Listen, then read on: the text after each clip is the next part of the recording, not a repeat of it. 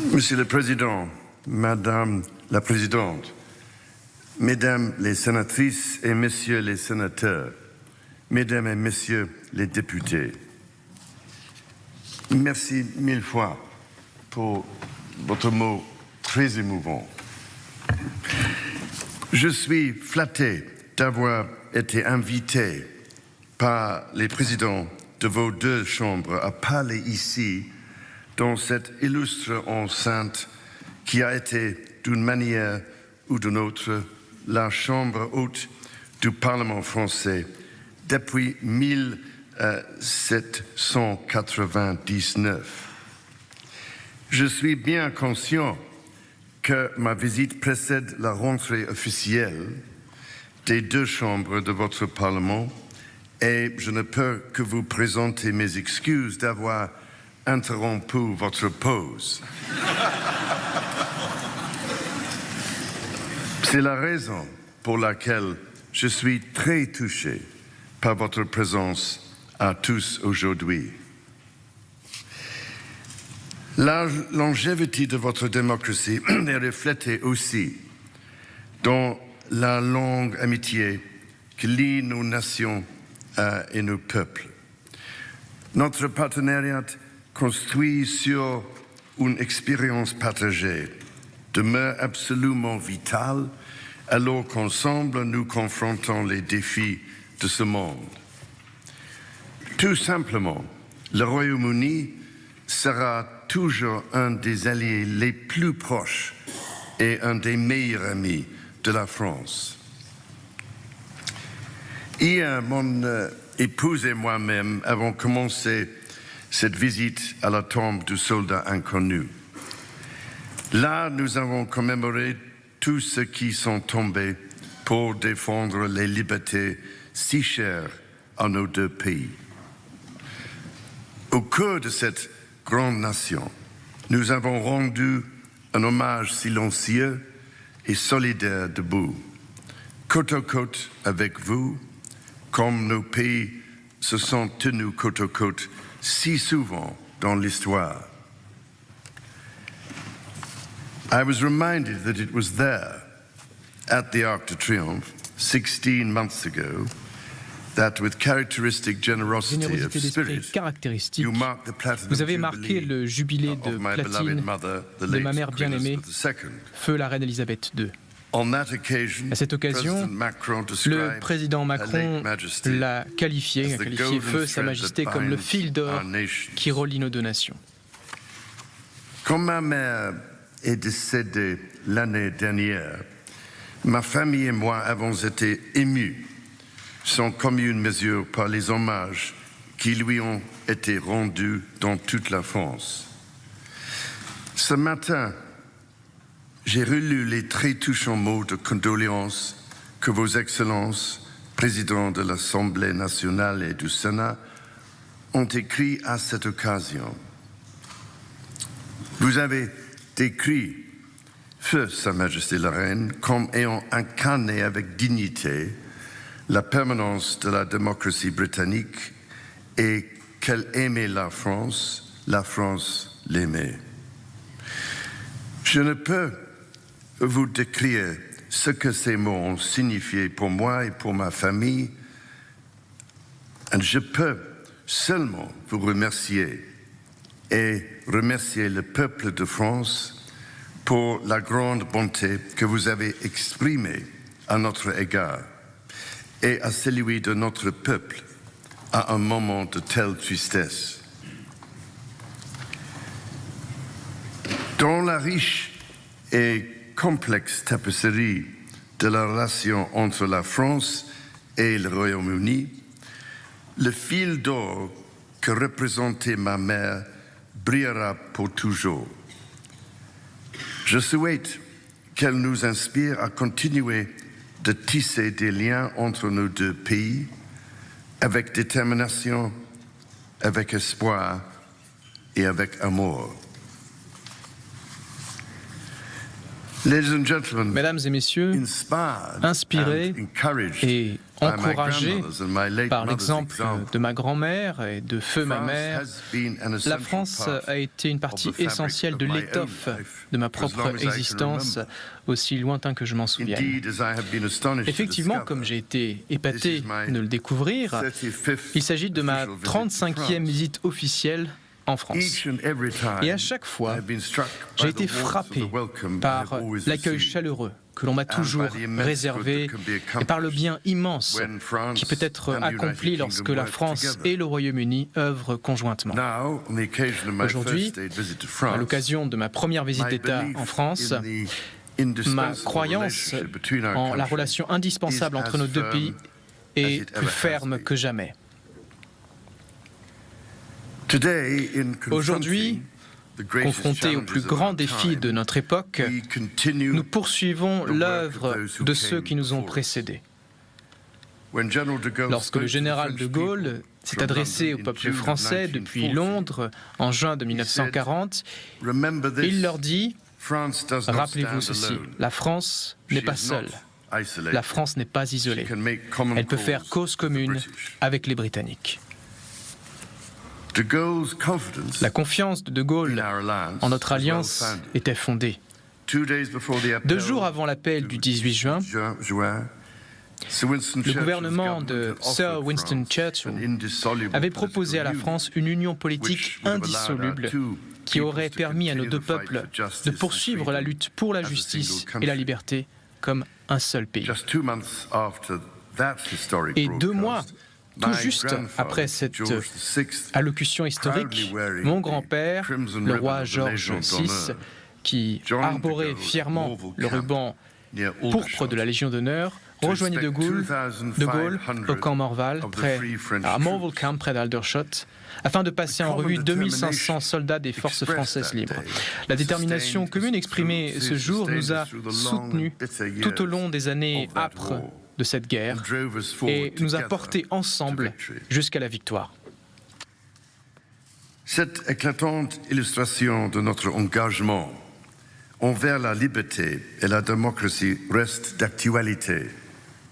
Aujourd'hui, nos forces armées s'entraînent ensemble au sein de la force expéditionnaire conjointe franco-britannique, se déploient ensemble avec les troupes de maintien de la paix de l'ONU et par le Conseil de sécurité de l'ONU, le G7 et l'OTAN, assument ensemble une responsabilité jointe pour la sécurité européenne et mondiale. Aujourd'hui, plus de 80 ans depuis que nous nous sommes battus côte à côte pour la libération de l'Europe, nous faisons face encore une fois à une agression injustifiée sur notre continent. Notre détermination et notre alliance sont plus importantes que jamais. Ensemble, nous nous tenons aux côtés du peuple ukrainien avec une solidarité résolue. Ensemble, nous sommes inébranlables dans notre détermination que l'Ukraine triomphera et que nos libertés si chères l'emporteront. Ces événements atroces ont démontré une fois de plus la fragilité de tant de choses que nous chérissons. Aujourd'hui, que nous faisons front contre l'agression militaire, nous devons également nous efforcer ensemble de protéger le monde contre le défi existentiel le plus important d'entre tous, celui du réchauffement planétaire, du changement climatique et de la destruction catastrophique de la nature. Jacques-Yves Cousteau a dit si sagement, pour la majeure partie de l'histoire, l'homme a dû combattre la nature pour survivre. Dans ce siècle, il commence à comprendre que pour survivre, il doit la protéger. Cette vision est encore plus pertinente en ce 21e siècle. Malgré l'ampleur et la sévérité du défi auquel notre planète est confrontée, il est encourageant de voir les mesures prises par nos gouvernements, nos citoyens et de plus en plus par le secteur privé.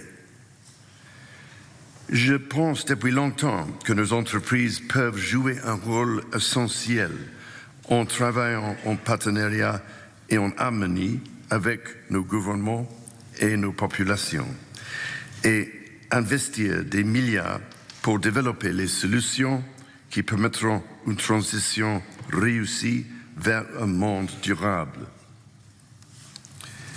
Avec le président Macron, je rencontrerai cet après-midi des chefs d'entreprise français et britanniques dans la collaboration, l'innovation et les investissements dans une croissance propre et la préservation de notre précieuse biodiversité font partie d'un leadership mondial essentiel. J'ai réfléchi aux opportunités que partagent les membres du Commonwealth et de l'Organisation internationale de la francophonie. J'espère vivement qu'il y aura des possibilités de collaboration future, par exemple pour trouver une façon de renforcer la coopération en matière de développement durable. Ladies and gentlemen, Mesdames et messieurs, nos deux gouvernements œuvrent en partenariat afin de répondre à de nombreux défis mondiaux. Et pourtant, comme toujours, ce sont nos peuples qui sont le véritable moteur de notre relation. Notre amitié et notre familiarité chaleureuse sont fortifiées par chaque nouveau lien entre nous. Ils sont renouvelés par chaque nouvelle joie dans la culture de l'autre et chaque rappel de tout ce que nous partageons. Des millions d'entre nous visitent l'autre pays chaque année.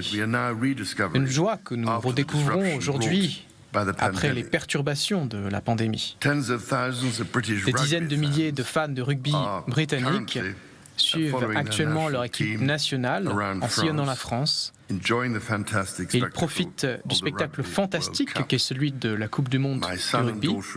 Mon fils et sa femme en font partie. Et même si nos équipes nationales pourraient se retrouver opposées sur le terrain, eh bien, elles le feront avec une admiration mutuelle et un engagement partagé en faveur des règles du jeu. Et que le meilleur gagne.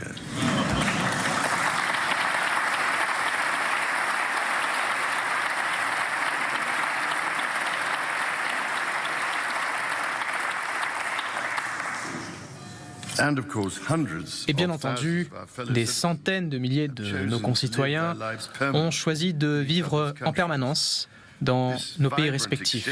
Cet échange plein de vie entre nos peuples nous rend beaucoup plus forts, heureux et prospères. Nos artistes continuent de s'inspirer les uns des autres comme ils l'ont toujours fait, mêlant l'ancien et le nouveau et créant des œuvres complexes et enrichissantes. Des inoubliables images de Londres de Claude Monet et de Bruyère londonienne qui fascinaient tant les visiteurs français, aux plus récentes représentations sur iPad de David Hockney, des paysages changeants de Normandie, en passant par la collaboration novatrice entre le designer britannique Paul Smith et le musée Picasso à Paris, il existe une universalité dans nos traditions artistiques partagées. En effet, en ce moment même, ma chère épouse célèbre cette collaboration artistique en lançant le premier prix littéraire franco-britannique qui récompense des œuvres de fiction contemporaine exceptionnelles publiées en français et en anglais à l'extraordinaire Bibliothèque nationale de France.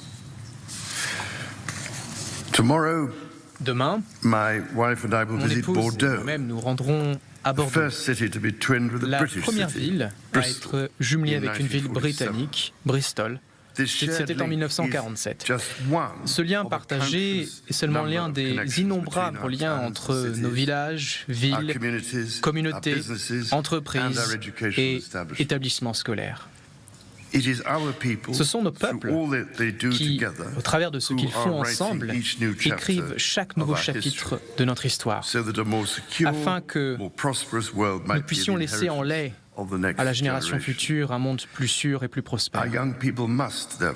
Aussi, il faut que nos jeunes soient au cœur de nos efforts communs.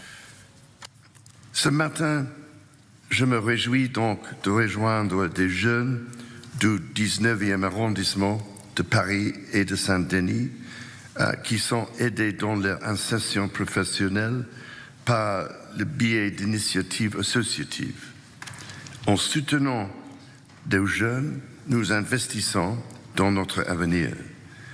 Un investissement qui sera remboursé d'innombrables fois.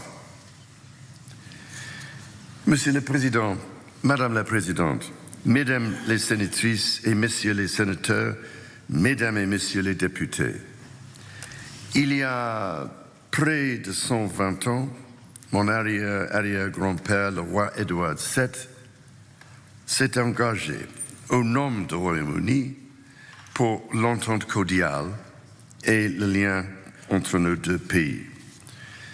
Ce lien fut sanctifié par les sacrifices incommensurables du siècle dernier et poli par chaque exemple de notre projet commun. Aujourd'hui, il est entre nos mains, après avoir été transmis avec fierté de père en fille, de mère en fils, tout comme il l'a été à travers les générations de ma propre famille. Pendant le temps qui m'est accordé en tant que roi, je m'engage à faire tout ce qui est en mon pouvoir pour renforcer la relation indispensable entre le Royaume-Uni et la France. Et aujourd'hui, je vous invite à vous joindre à moi dans cet effort.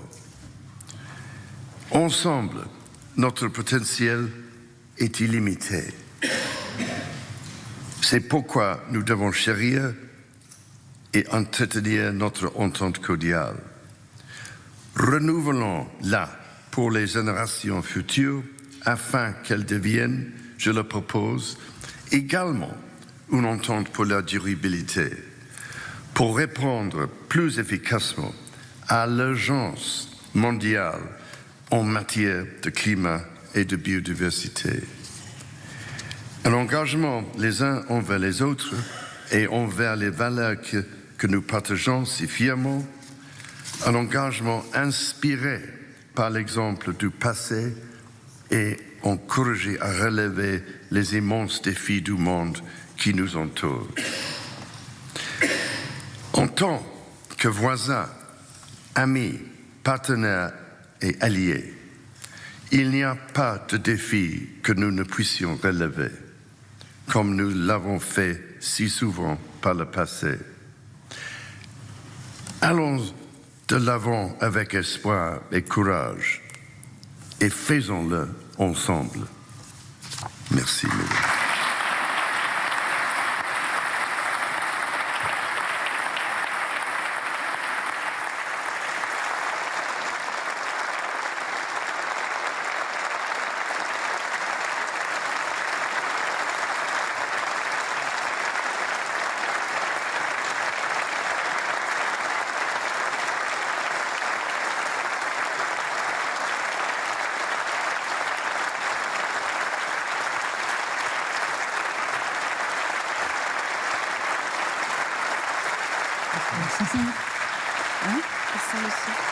Voilà les applaudissements des sénateurs et des députés réunis pour écouter une petite vingtaine de minutes de discours du roi Charles. C'était une première, il faut le rappeler, c'est la première fois qu'un souverain britannique s'adresse ainsi depuis l'hémicycle à la représentation française.